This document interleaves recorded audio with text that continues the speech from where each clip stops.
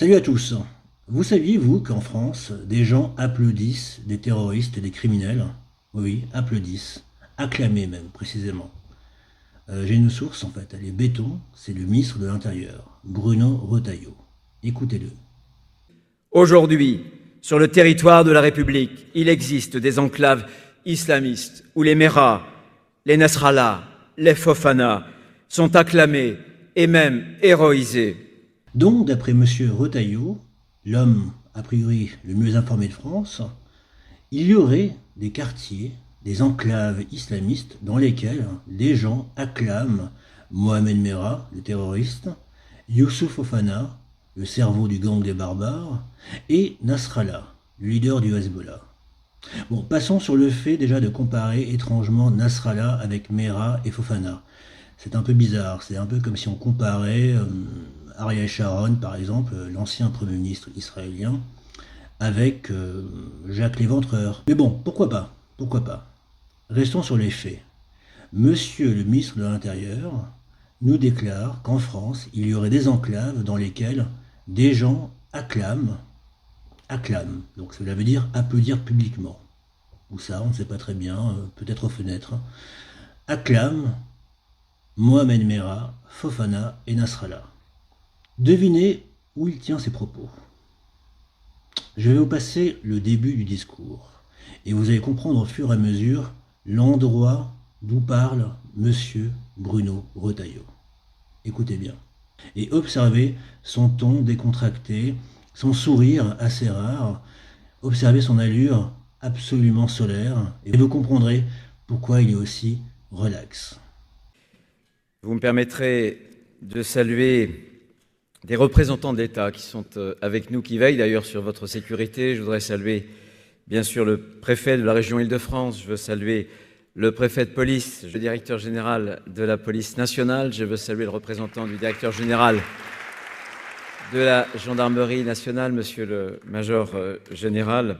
Je veux saluer bien évidemment tous les parlementaires, ils sont nombreux, députés, sénateurs aussi que j'aperçois dans cette salle. Je veux saluer tous les élus notamment locaux, maires aussi.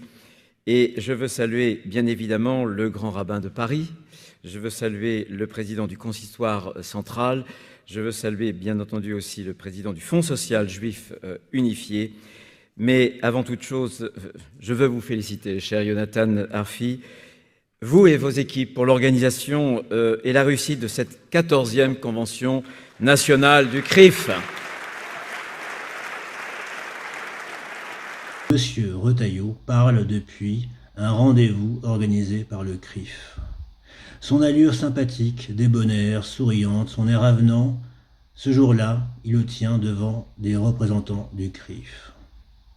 Et c'est ce jour-là qu'il sort cette tirade absolument fantastique selon laquelle des Français qu'on soupçonne être musulmans islamistes auraient acclamé depuis leurs fenêtres peut-être ou dans des caves Mohamed Merah, Youssouf Fofana, Hassan Nasrallah. C'est au sein du CRIF que M.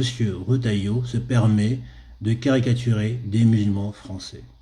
C'est évidemment scandaleux, mais ce qui est scandaleux, c'est que ces propos ont été tenus le 24 novembre 2024, il y a près d'un mois, et ils ont été publics, ils ont été enregistrés. Donc des journalistes, des médias français les ont visionnés.